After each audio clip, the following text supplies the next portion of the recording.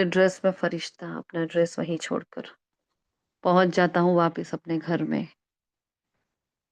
जिस तत्व से योग लगाते से वो साधु सन्यासी सिद्धियों को प्राप्त कर लेते हैं।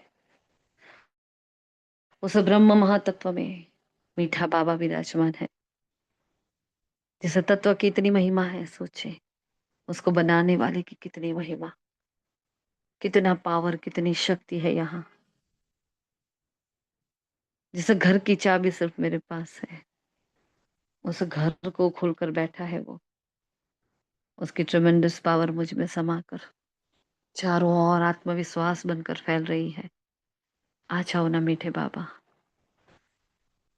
हमें ज्ञान योग का स्पष्टीकरण कराने के लिए, धारणाओं में नंबर 1 बनाने के लिए, हमें तदबीर कराने के लिए आ जाओ। अरे वो नीचे की ओर ठहर जाते हमारे सन्मुख हिस्ट्री हॉल में। वही अव्यक्त समा और वही जैसे साकार दुनिया है। और बाप दादा मेरे सन्मुख बैठकर पढ़ा रहे हैं मुझे। अलर्ट अटेंटिव होकर बैठ जाए आत्माएं, धारणा में नंबर 1 होने के लिए और बनाने के लिए। शुक्रिया मीठे बाबा, शुक्रिया। शुक्रिया आप सभी फरिश्तों का। Om Shanti, Om Shanti, Om Shanti. Good morning all of you. Godly morning. आज 3 फरवरी 2025 के महावाक्य हैं। बहुत सिंपल तरीके से बाबा आज ज्ञान और योग का पूरी ही वाणी में स्पष्टीकरण कर रहे हैं। ज्ञान क्या है और योग क्या है, बहुत अच्छे से स्पष्ट किया है बाबा ने आज।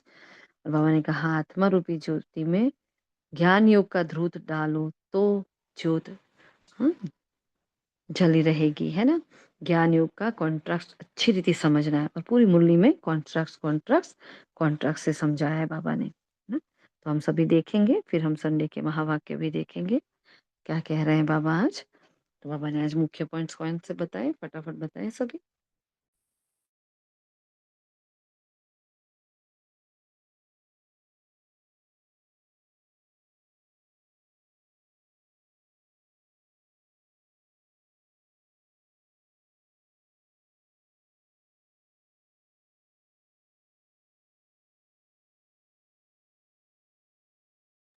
हेलो, क्या कहा है बाबा ने आज। ओम शांति दीदी। आज बाबा ने योग का बहुत महत्व दिया है, बताया है। योग से ही हमारी सारी कर्म इंद्रियां शीतल हो जाती है।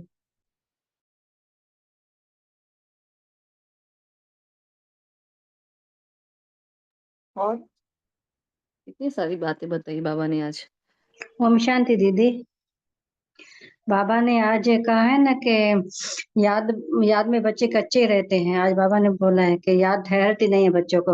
और बाबा ने ये पॉइंट भी बोला है कि अंधे अंधे के बच्चे अंधे और ऐसा बोला सज्जे के बच्चे सज्जे, ऐसा बाबा ने एक पॉइंट बोला है। लेकिन इसका मतलब दीदी मेरे मनन से यही हुआ ना कि अंधे के बच्चे अंधे का बच्चा अंधा, मतलब कि जब तक हमको बाबा का ज्ञान नहीं था तब तक तो हम भी अंधियारे में मतलब चल रहे थे ना। और अभी तब अब हमको बाबा का ज्ञान मिला है तो हम सज्जे के बच्चे सज्जे हुए दीदी। तो मेरा दीदी ये मुझे आत्मा का दीदी सही है दीदी, ये जो मनन किया है। जी जी। हाँ, तो बाबा ने यही पॉइंट बोला है, अंधा का बच्चा अंधा और सज्जे का बच्चा सज्जा। तब जब हमको बाबा का ज्ञान मिला है तो हम बाबा के सज्जे बच्चे हुए। तो बाबा ने याद के अब पूरा याद का ही बोला है। और याद और ज्ञान को अलग अलग बोला है। यहाँ याद है और ज्ञान का पॉइंट अलग अलग बोला है। ओम शांति। ओम शांति। आज बाबा ने कलयुग के बारे में कहा कि अगर कलयुग अभी भी चलेगा तो और घोर अंधियारा हो जाएगा, इसलिए गाया हुआ है कुंभकर्ण की नींद में सोए हुए थे और विनाश हो गया। तो ये अज्ञानी आत्माओं के लिए बाबा ने कहा जाए कि जिसको हम जगा रहे हैं फिर भी देखो वो जाग नहीं रही है, और वो कुंभकर्ण की नींद में सोए रहेंगे और विनाश भी हो जाएगा। और बाबा ने कहा कोई तो कुछ भी मार्क्स लेने के लायक नहीं है, तो मैं आत्मा बिंदी हूँ, बाप भी बिंदी है, ऐसे उनको याद करना है। जो इस बात को समझते भी नहीं है वह क्या पत पाएंगे। देखो ये हम ज्ञानी आत्माओं के लिए बाबा ने कहा है। और याद में न रहने से बहुत घाटा पड़ जाता है। तो याद का बल बहुत कमाल करता है, इसलिए कर्मेंद्रियां बिल्कुल शांत और शीतल हो जाती हैं। तो ज्ञान से शांत नहीं हो, तो ज्ञान से देखो हमारी कर्मेंद्रियां बाबा ने कहा शांत नहीं होगी, योग के बल से हमारी इंद्रियां शांत होगी। बाबा ने कहा अब सतोप्रधान बनना है तो बाप की याद से। तो बाबा ने आज एक बात बहुत ही बार लाइन में बोली है कि योग को ज्ञान नहीं कहा जाता है। तो याद तो बच्चों को आप पे ही आ जाती है, तो याद तो करना ही है, नहीं तो वर्षा कैसे मिलेगा। तो बाप है तो वर्षा जरूर मिलता है, बाकी है नॉलेज। जी, ओम शांति। ओम शांति। बाबा करें आत्मा रूपी ज्योति में ज्ञान का घी डालो तो ज्योति जगी रहेगी। ओम शांति। और ओम शांति दीदी, बाबा ने अव्यभिचारी भक्ति और व्यभिचारी के बारे में बताया है कि एक की याद में रहे, इसको कहा जाता है अव्यभिचारी याद। और जो शरीर को याद करना है वो व्यभिचारी है। तो बाबा ने वो और भी कहा कि योगी और योगी को कैसे बनाए। तो बाबा ने कहा है कि पावरफुल व्यक्ति द्वारा आत्मा को योगी और योगी बनाओ। ओम शांति दीदी। ओम शांति। आज बाबा ने कहा है योग में ही मेहनत है। योग तो बाबा कहते योगेश्वर, बाबा को नहीं हमको योगेश्वर कहा जाता है क्योंकि हम योग लगाने वाले। आगे बाबा ने कहा संगम युग पर हम शिव शक्ति कंबाइंड स्वरूप की स्मृति रहती है तो उनसे लाभ क्या क्या होते हैं। असंभव संभव हो जाता है और संपन्न भव का वरदान मिल जाता है। ओम शांति।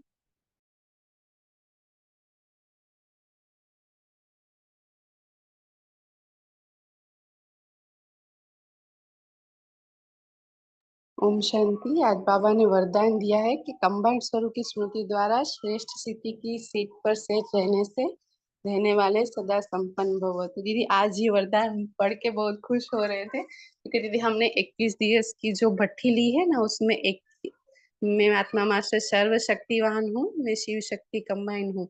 तो ये हम सम्मान रोज ही लिखते हैं। तो देखो आज बाबा ने कहा कि इस सम्मान से असंभव कार्य भी संभव हो जाएंगे।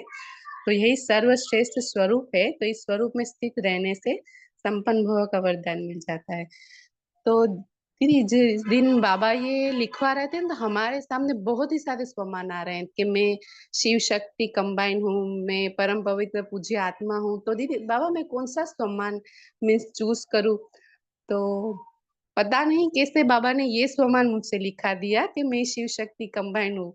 तो आज तक यही सोच रही थी कि बाबा ये स्वमान आपने मुझसे क्यों लिखवाया। तो देखो आज बाबा ने इसमें वरदान में बता दिया कि इससे असंभव कार्य भी संभव हो जाएंगे। जी, ओम शांति।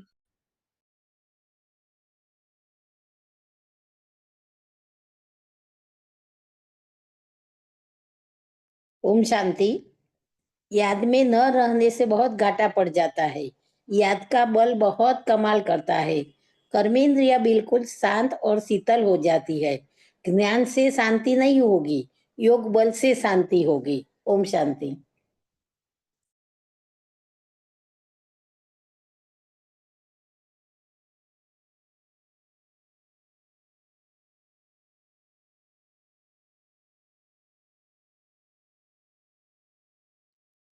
ओम शांति।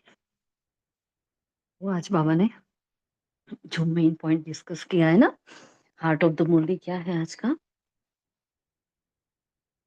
आज मेन पॉइंट क्या है मुरली का, कौन याद बताएगा। की यात्रा। ओम शांति दीदी। याद की यात्रा के बारे में पापा ने बोला है पूरी मुरली। और आज कुछ बाबा ने ज्ञान और योग का बताया है। जैसे ज्ञान और योग न लगाने से क्या क्या होता है, क्या क्या फायदे होते हैं, नहीं लगाने से क्या नुकसान होता है। तो बाबा ने योग और ज्ञान को कम। और जी दीदी इंद्रिय आज बाबा ने एक एक बात बार बार बोली है कि याद अलग चीज है, ज्ञान अलग चीज है। तो याद को ज्ञान नहीं कहा जाता है। ये आज आई थिंक 4 बार लाइन आई थी। जी। जी। ओम तो शांति। बाबा जी, और बाबा ने कहा कि याद से ही हम अपने इंद्रियों को शीतल बना सकते हैं। ओम शांति। बाबा ने आज जो मेन थीम कही जाए तो ज्ञान और योग का स्पष्टीकरण। जो बाबा ने प्रश्न उत्तर में भी लिया ना, सॉरी मीठे बच्चे में बाबा ने क्या कहा कि ज्ञान और योग का कॉन्ट्रास्ट, है ना? तो ये बच्चों की बुद्धि में स्पष्ट होना चाहिए। तो यहाँ बहुत छोटी-छोटी बातें बाबा ने बताई हैं, जो बच्चे थोड़ी-थोड़ी भूलें कर लेते हैं। ज्ञान और योग को एक समझ लेते हैं। ज्ञान और योग नदी के जो किनारे हैं, है ना? दोनों के बिना चलता नहीं। कभी नदी एक किनारे की होती है क्या? नहीं होती, है ना? जैसे ज्ञान और योग 2 आँखें हैं, हाँ? एक के बिना भी चल ना सके। तो वो दोनों किनारे साथ-साथ चलते हैं, लेकिन दोनों एक नहीं है। तो एकदम स्पष्ट उसका ये एग्जाम्पल हमें फ़ील हो रहा है कि बस नदी के 2 किनारे हैं, उसके बिना नदी नहीं है ना? तो वैसे और वो दोनों एक भी नहीं हो सकते, कभी 2 किनारों का मिलन नहीं हो सकता है। वैसे ज्ञान और योग दोनों अलग-अलग चीज़ हैं, लेकिन दोनों के बिना हमारे पुरुषार्थ की गति नहीं है। हम आत्माएँ हाँ, ब्राह्मण आत्माएँ नहीं हैं, अगर ज्ञान और योग है तो आत्मा का दीपक जला हुआ है। तो यही मेन थीम है आज की मुरली की, जहाँ तक हमें लगता है कि इसका कॉन्ट्रास्ट पूरे मुरली में बाबा ने और आज कल भी बाबा ने कहा था योग बहुत बड़ा है। आज भी बाबा कह रहे हैं कि योग से कितना फ़ायदा हो रहा है। ये बता रहे हैं कि ज्ञान और योग का स्पष्टीकरण, तो कौन ज़्यादा आ रहा है? तो बाबा ने योग को भी इतना ही महत्व दिया है आज। तो बाबा ने कहा मीठे बच्चे, जो हुक्म मीठे बाबा, आत्मा रूपी ज्योति में ज्ञान योग का ध्रुत डालो तो ज्योत जगी रहेगी। और ज्ञान योग का कॉन्ट्रैक्ट अच्छी रीति समझना है। बाप का कार्य प्रेरणा से नहीं चल सकता, उन्हें यहाँ आना ही पड़े। क्यों? प्रश्न है आज का। क्योंकि मनुष्य की बुद्धि बिल्कुल तमो प्रधान है और तमो प्रधान बुद्धि प्रेरणा को कैच नहीं कर सकती, है ना? हम अपने आसपास बहुत आत्माओं को बहुत कुछ कहते हैं। कई आत्माएँ ज्ञानी योगी भी हैं, लेकिन उनको बार-बार, बार-बार कितना समझाते हैं, लेकिन वो आत्मा नहीं समझती है ना। क्यों नहीं समझती? क्योंकि उसकी बुद्धि का ताला भी खुला ही नहीं है। जो ज्ञान उसके अंदर बैठ सके, उस ज्ञान को वो धारण कर सके, उतना उसका भाग्य बना ही नहीं है अभी, या उसकी पुण्य की पूंजी अभी बनी ही नहीं है। तो जानते हुए भी वो आत्मा पुरुषार्थ नहीं कर पा रही है। क्यों? क्योंकि वो तमोप्रधान बुद्धि है ना? तो तमोप्रधान बुद्धि प्रेरणा को कैच नहीं कर पाएगी ना, तो कितनों को भगवान प्रेरणा देगा, है ना? और प्रेरणा देने के लिए तो ऐसे प्रेरणा तो ऐसे ही मिल जाती है। तो सबको ऐसी प्रेरणा मिल जाएगी तो सत्युग भी आ जाएगा। तो फिर भगवान का महत्व भी क्या रहेगा? इस बात को अगर समझा जाए, इस प्रश्न को अगर समझा जाए, हाँ, आना ही पड़े क्यों? अगर नहीं आएगा, हाँ, सोचो तो जीवन ही क्या होगा? जो हमने परसों कहा था ना, अगर बाबा ना मिला होता तो, हाँ, तो वैसे आज हम बताए कि अगर बाबा ना आता तो, है ना? बाबा इस धरती पर आए ही ना, बाबा वहां से बैठे बैठे प्रेरणा कर ले तो, हम्म, तो क्या होगा बताओ? बाबा आ ही नहीं रहा, कभी पूरे कल्प में बाबा आ ही नहीं रहा है, बाबा ऊपर से प्रेरणा दे रहा है, तो क्या होगा? बोलो। तो दीदी ज्ञान का इतना विस्तार कैसे हमें पता चलता? क्योंकि ज्ञान का तो कितना सारा विस्तार है, सपोज स्वमान है, सिर्फ ये तो नहीं है कि बस बाप आत्मा समझ बाप को याद करो। जी, और ये ब्राह्मण परिवार भी कैसे एक हो सकता और हमारी क्लास भी कैसे हो सकती? जी।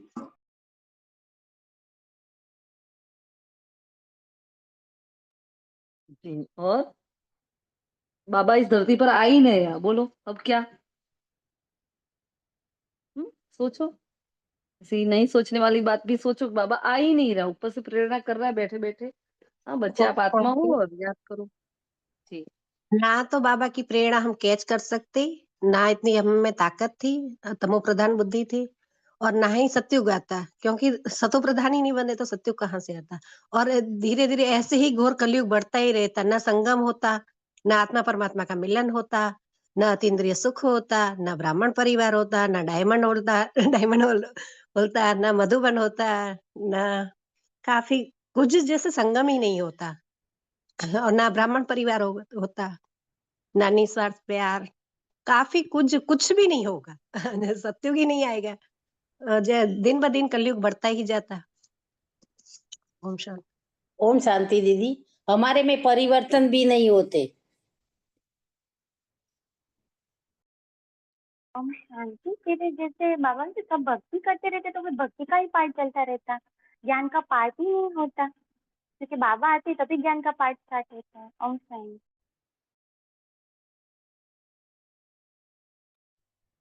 न सेंटर्स होते, न दीदियां होती, न टीचर्स बहने होते, कुछ भी नहीं होता दीदी। न समर्पित भाई होते, न बहन, न ब्राह्मण, दिन ब दिन तमो प्रधान बुद्धि भगवान को और ही सर्वव्यापी ठिक्कर बित्तर में समझकर और ही उसकी ग्लानि करते थे और ही कर बैठते।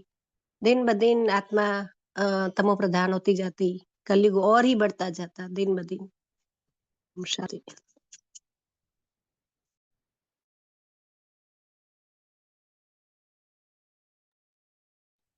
पवित्रता की प्रेरणा भी नहीं मिलती। ओम शांति। जी दीदी, हमें सम्मान की इतनी बड़ी लिस्ट कैसे मिलती जिससे हम अपने द्वारा अपनी स्थिति को ऊंचा उठाते, और स्पेशली मधुबन जैसे कि दीदी ने कहा, मधुबन कैसे होता नहीं तो। जी ओम शांति। ओम शांति। हम क्या थे, आत्मा थे, कुछ भी नहीं पता चलता। ओम शांति। जी दीदी, ये टॉपिक है ना उस टॉपिक की तरह है कि अगर बाबा ना मिलते तो क्या होता, जितना खींच सके ना उतना खींच सकते हैं। मीन्स उतना विस्तार कर सकते हैं इस बात का। जी। न योग लगा सकते बाबा से, न ज्ञान का पता नहीं, न ज्ञान होता, न योग लगता, न प्राप्तियां होती, और न ही अतीन्द्रिय सुख होता। ओम शांति। शांति, है ना। तो बाबा नहीं आता तो कुछ भी नहीं होता, क्योंकि नई सृष्टि का रचयिता ही बाबा है।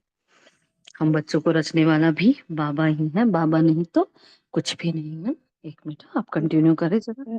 दीदी, हाँ, ओम शांति। अगर बाबा ना होता तो हम माताओं का क्या हाल होता? पहली तो ये बात है, माताओं के बहुत दुर्दशा होती। बाबा ने जो हम माताओं को बाबा ने ही ऊपर उठाया है। ओम शांति।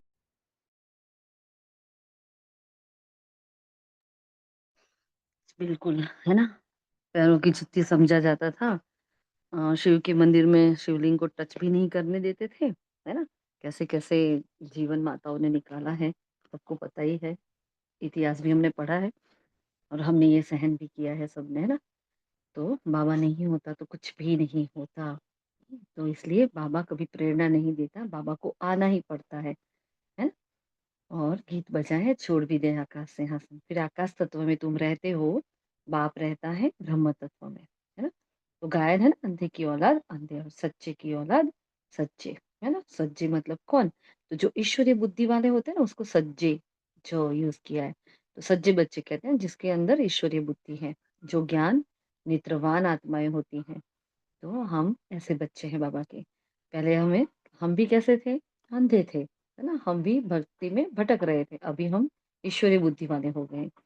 सबकी रावण बुद्धि अभी है, अब तुम हो ईश्वरीय बुद्धि। बाबा ने आज कितनी प्रकार की बुद्धि कही है, इसमें से सबको ये पॉइंट निकालना है। बुद्धि किस किस प्रकार की बुद्धि है, वो उसका लिस्ट निकालो, है ना। तो अब तुम हो ईश्वरीय बुद्धि, बाप तुम्हारी बुद्धि का ताला खोल रहे हैं। रावण ताला बंद कर देते हैं। कोई बात ना समझे तो कहते हैं पत्थर बुद्धि है ना। कहते हैं नहीं तो जड़ है, इसमें तो समझ भी नहीं है। तो जड़ मतलब क्या? पत्थर है, इसको तो पत्थर है, इसको पता ही नहीं चलता, है ना। तो ऐसे पत्थर बुद्धि कह देते हैं। फिर बाबा ने कहा अभी आत्मा जो सत्व प्रधान थी उनकी ताकत अब कम हो गई, तमो प्रधान बनी है, एकदम झुंझार बन पड़ी है ना। तो अस्पष्ट, धुंधला। अब आत्मा में इतनी कंफ्यूजन है। झुंझार का मतलब यहाँ कंफ्यूजन, मूंझ, है ना। जो अस्पष्ट है, जो धुंधला धुंधला होता है ना, उसको झुंझार बोलते हैं। तो यहाँ धुंधला क्या? तो बुद्धि ही धुंधली, कुछ पता ही नहीं चलता अंदर, है ना। भगवान कौन, मैं कौन, किधर से आया, कहाँ जाना है, कहाँ स्वर्ग, कहाँ नरक, इधर उधर सब कुछ।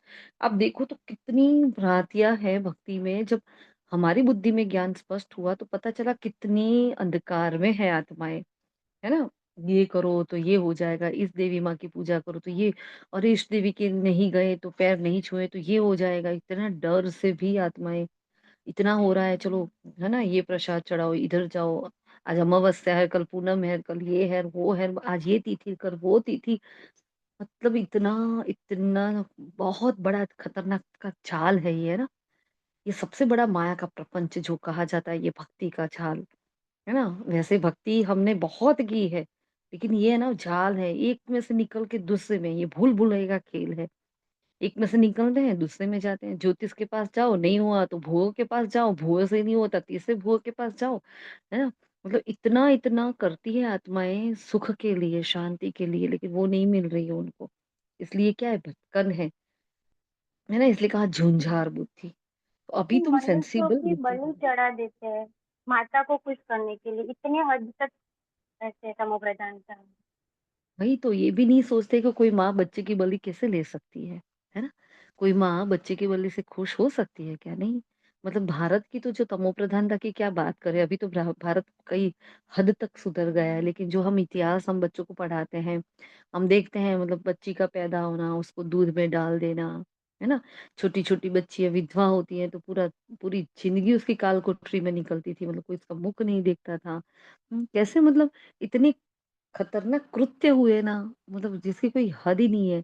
ऐसे भारत इतना तमो प्रधान, इसलिए बाबा ने कंगाल से कंगाल भी, भिखारी से भिखारी भी भारत, इतनी गंदी हरकतें भारत में हुई हैं जिसकी कोई हद नहीं। मतलब पुरुष जाता है तो उसकी स्त्री, मतलब उसको सती होना पड़े, अरे नहीं होना है, जबरदस्ती उसको।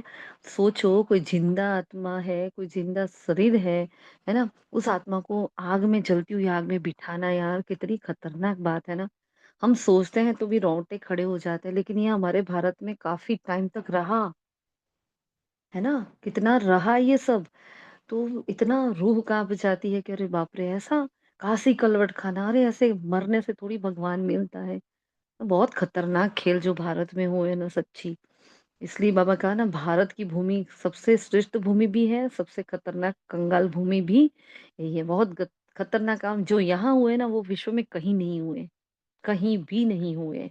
तो बहुत प्राउड वाली बातें भी हैं, लेकिन बहुत ही ऐसी हरकतें हैं, मतलब नीच से नीच जिसको कहा जाए, इतनी गंदी हरकतें भी भारत में हुई है ना। इतना मतलब छोटे बड़े का भेदभाव, बहुत बहुत हरकतें ऐसी हुई है भारत में, ऐसे गंदे रीति रस्म, अभी है भी ना। भी दीदी ये ना मुसलमान में या कहीं पता नहीं, हाँ, एक एक भाई 10-10 बीबियां करता है और किसी की एक की 40, और वो भी वो बुढ़ा हो जाता है, और भी वो जो जो जिसे शादी करता है वो जवान, एकदम नौजवान छोटी उम्र की।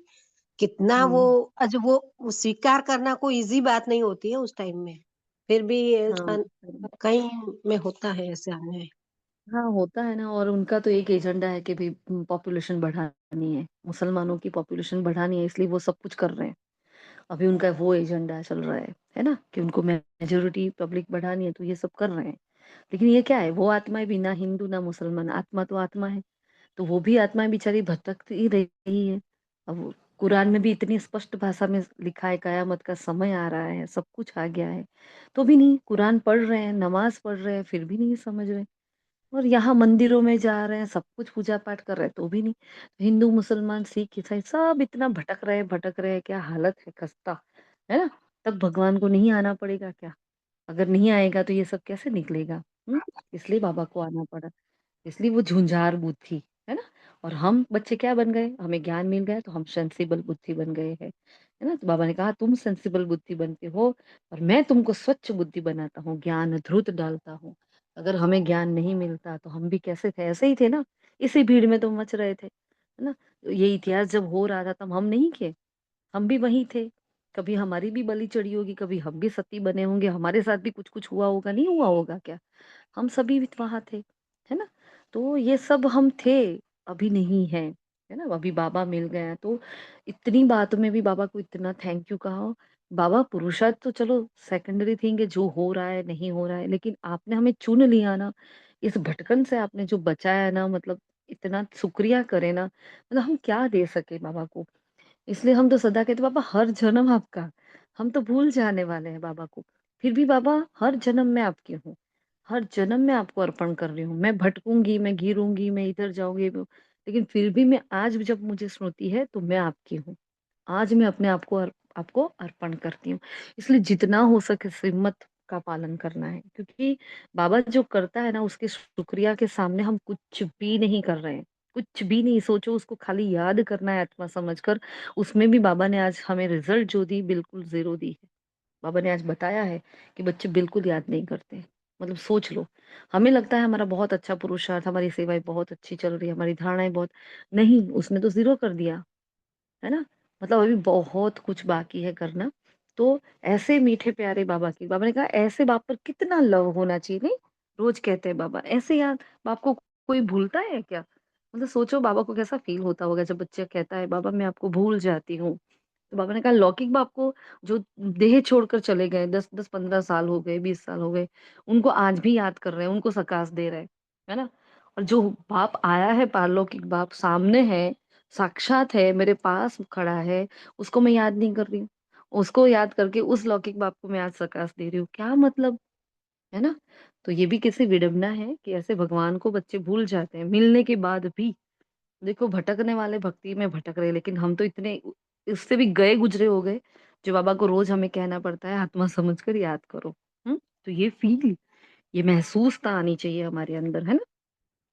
तो बाबा ने कहा ज्ञान और योग दोनों अलग चीजें हैं। तो ये हमारे लिए चिंतन की बात है, इसको चिंतन का टॉपिक बनाओ। ज्ञान अलग है, योग कैसे अलग है? योग को ज्ञान नहीं कहेंगे। कई समझते हैं भगवान ने आकर यह भी ज्ञान दिया ना कि मुझे याद करो, है ना? परंतु इसे ज्ञान नहीं कहेंगे। देखो बाबा एक बात बहुत स्पष्ट कर रहे हैं, जी रोज ही मुरली में आता है लेकिन हमारा ध्यान नहीं जाता। तो बाबा आज बहुत सूक्ष्म से सूक्ष्म बात समझा रहा है कि भगवान ने आकर कहा कि मुझे याद करो, तो ये ज्ञान है। हम समझते थे कि ये ज्ञान है, लेकिन बाबा ने कहा यह ज्ञान नहीं है, परंतु इसे ज्ञान नहीं कहेंगे। ज्ञान तो विस्तार है, यह तो सिर्फ याद है। मुझे याद करो, वो बाबा ने आके कहा तो ये बाबा ने कहा ये याद है। ज्ञान में तो बहुत सारा आ जाता है, जो बाबा ने ज्ञान का पूरा विस्तार किया है ना, सृष्टि चक्र का पूरा ज्ञान दिया है, तो दोनों ही पूरा ही राज उसमें आ जाता है।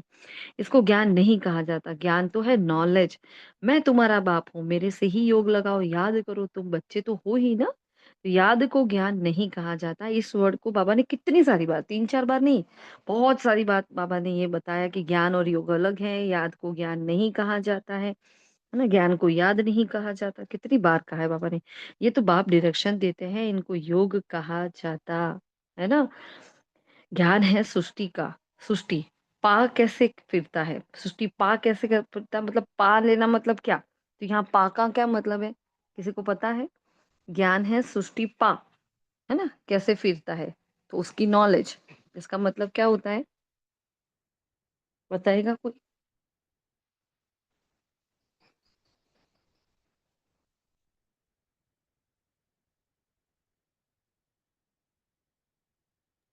दीदी जैसे कि बाबा ने हमारा ये वर्ड सृष्टि 2 बार यूज किया है, चार सृष्टि भाग पा। में, दीदी जैसे हमारा मीन्स सृष्टि चक्र 4 भाग में है, तो एक एक भाग मीन्स पा हुआ ना, तो उस रीति से बाबा जो ज्ञान देते हैं उसको बाबा कह रहे हैं कि ये ज्ञान। और कोई, और किसी को कुछ पता है? सृष्टि पा, ये ज्ञान क्या है? सृष्टि पा 2 बार बाबा ने वर्ड यूज किया आज तो। ज्ञान है सृष्टि पा। दीदी एग्जैक्ट तो कुछ पता नहीं है, पर ऐसे अंदाज लगा रहे हैं कि यानी हम्म ज्ञान बाबा किसका देते हैं? सृष्टि का ही देते हैं ना। सृष्टि के आदि मध्य अंत का, कहाँ थे, कहाँ जाना है। और याद की यात्रा जो है वो परम धाम से जुड़ी हुई है, बाबा से ही जुड़ी हुई है। तो इसीलिए सृष्टि पाक शायद अंदाज लगाते हैं, कुछ ज्यादा मालूम नहीं है।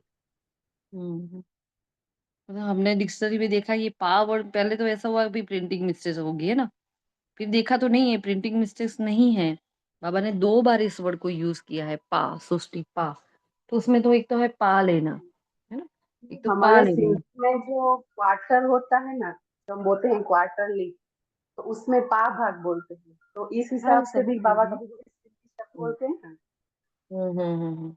मतलब इन शॉर्ट इसको पा मतलब नॉलेज होता है, वैसे देखा जाए तो पा मतलब कोई चीज को पा लेना, कोई चीज को जान लेना, है ना? उसको पा बोलते हैं। उसका एक मीनिंग ये होता है बाय डिक्शनरी, और एक आप जो कहते हैं वो भी हो सकता है। इन शॉर्ट ये सृष्टि का चक्र है, जिसको हम नॉलेज कहते हैं, है ना? तो ज्ञान है सृष्टि पा, मतलब सृष्टि का चक्र पूरा कैसे फिरता है वो नॉलेज, उसकी हमें नॉलेज है ना? फिर बाबा ने कहा बच्चों का फर्ज है बाप को याद करना। देखो आज बाबा ने हमें फर्ज बधाई बताई कि मेरा फर्ज क्या है, आत्मा समझकर बाप को याद करना। लौकिक में कहना पड़ता है कि बाप को याद करो, यहाँ बाप की याद दिलानी पड़ती है, इसमें मेहनत लगती है। बच्चे कहते हैं याद भूल जाती, ऐसे नहीं कि ज्ञान भूल जाता है।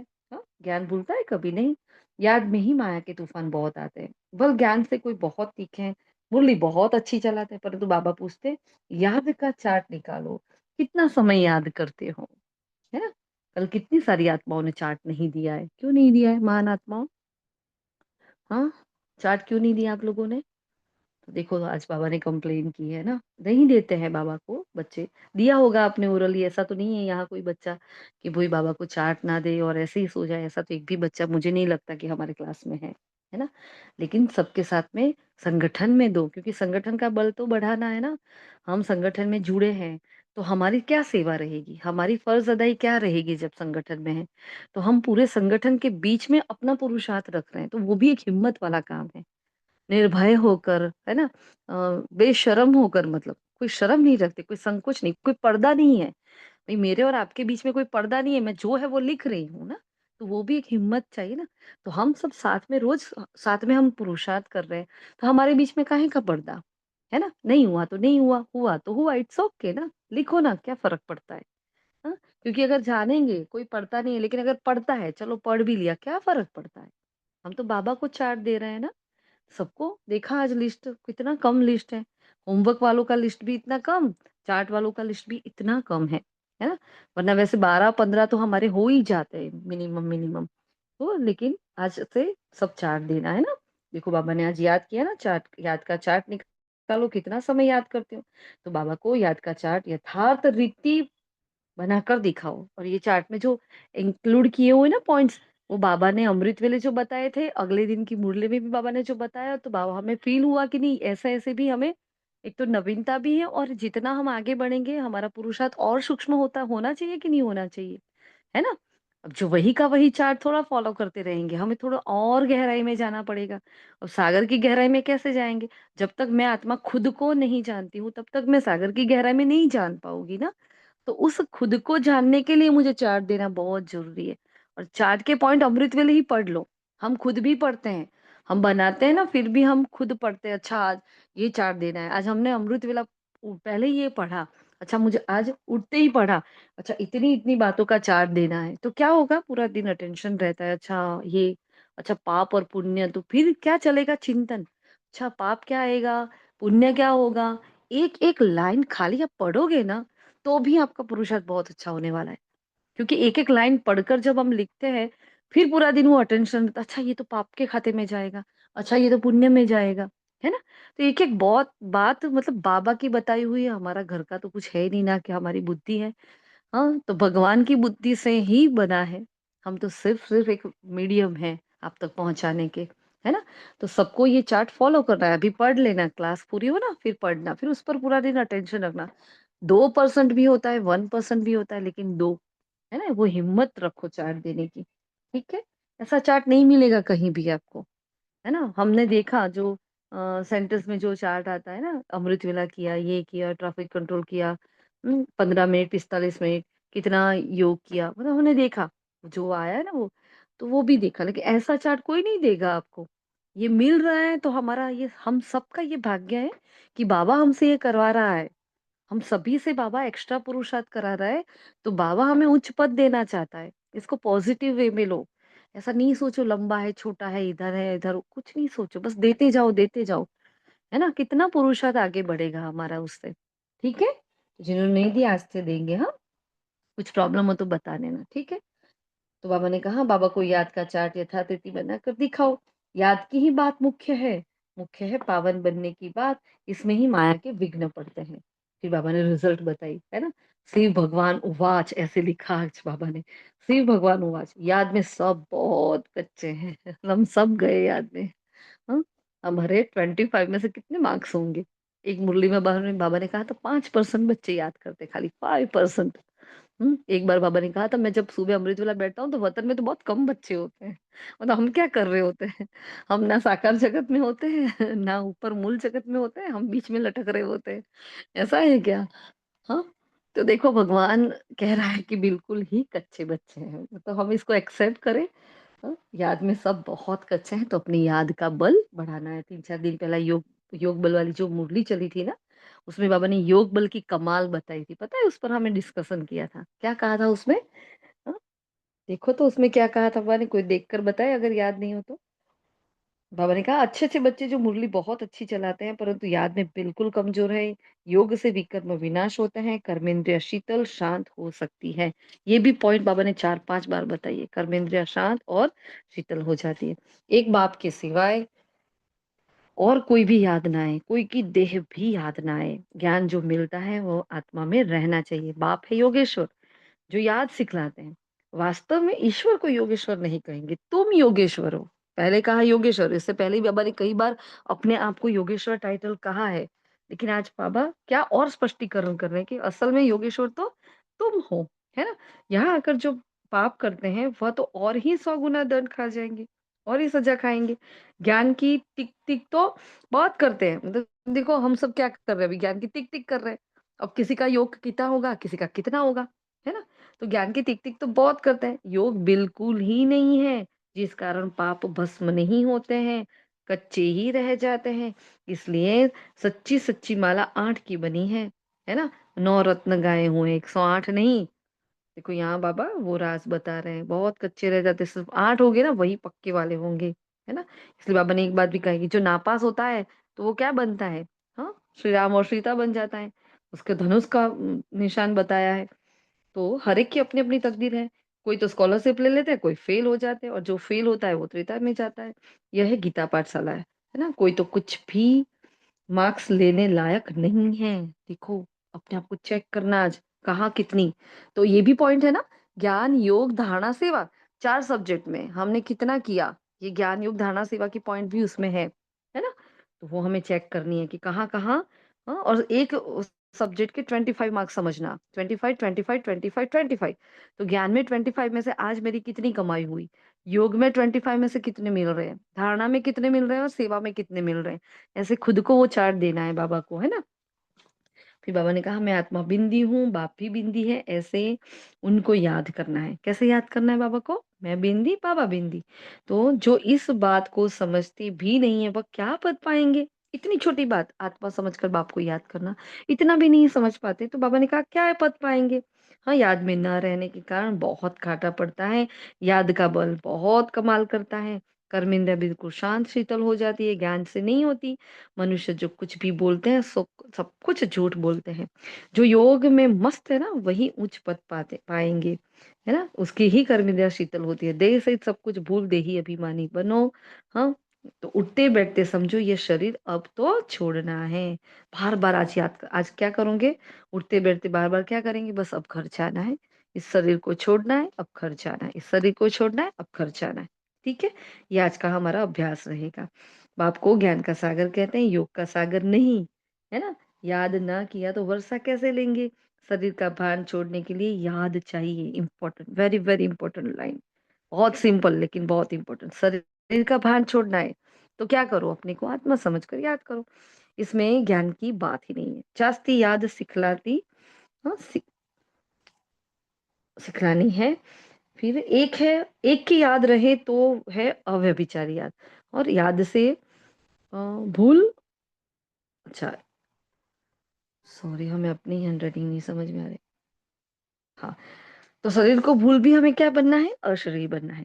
फिर मीठा वरदान दिया है पापा ने, कंबाइंड स्वरूप की स्मृति द्वारा श्रेष्ठ स्थिति के सीट पर सेट रहने वाले सदा संपन्न भव, है ना। कंबाइंड स्वरूप की स्मृति द्वारा, जो भी मनीषा बहन ने इसके डिस्कस तो की, हाँ, लेकिन हम फिर से देख लेते हैं। संगम युग पर शिव शक्ति के कंबाइंड स्वरूप की स्मृति में रहने से हर असंभव कार्य संभव हो जाता है। कंबाइंड, बाबा मेरे साथ कंबाइंड है तो मतलब क्या, कंबाइन का मतलब क्या कहेंगे, हैं? बाबा मेरे साथ कंबाइन है तो इसका मतलब क्या समझेंगे, बोलो। दीदी मतलब मेरे मतलब साथ मैं है हर पल। बोलिए दीदी।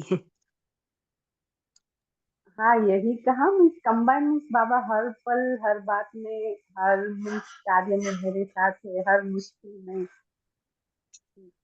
जी, मैं सम्मान ये लेना चाहती थी कि मैं परम पवित्र पूज्य आत्मा हूँ, पर पता नहीं बाबा दीदी मेरे हाथ से मीन्स ये सम्मान लिख लिया, मैं शिव शक्ति कंबाइन हूँ। तो मैंने बोला ना, तब से आज तक मैं ये सोच रही थी कि मुझे लेना परम पवित्र पूज्य आत्मा का सम्मान था, तो ये सम्मान क्यों बाबा ने मीन्स लिखवाया। तो देखो आज पता चला, तो बहुत खुशी हो रही थी। क्योंकि कंबाइंड हो तो किसी की दृष्टि आप पर हाँ पड़ नहीं पाएगी, है ना? तो कंबाइंड होना बहुत ज़रूरी है। यहाँ कंबाइंड होने का मतलब बाबा कंबाइंड कैसे हैं?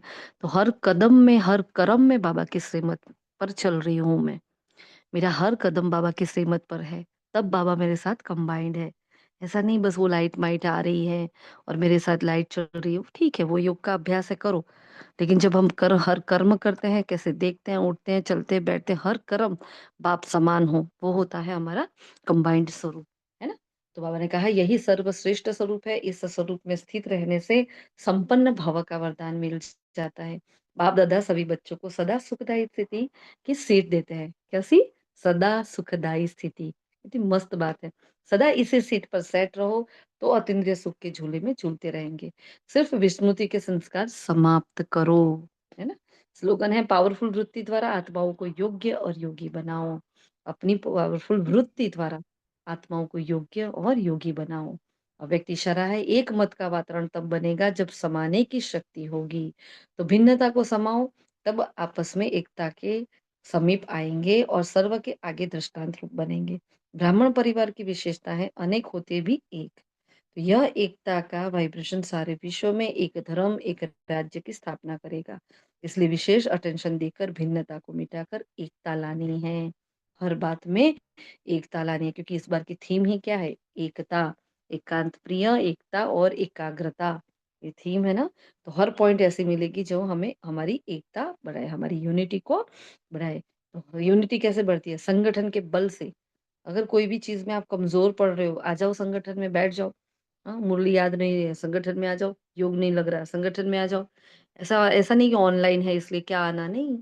योग में भी साथ रहो तो वो भी बहुत पावरफुल वाइब्रेशन। एक स्थान पर आत्माएं इकट्ठी होती है, एक लिंक पर वो इकट्ठी होती है, तो उसके भी वाइब्रेशंस क्रिएट होते हैं, है ना? तो ये बल इकट्ठा करना है, एकता का बल।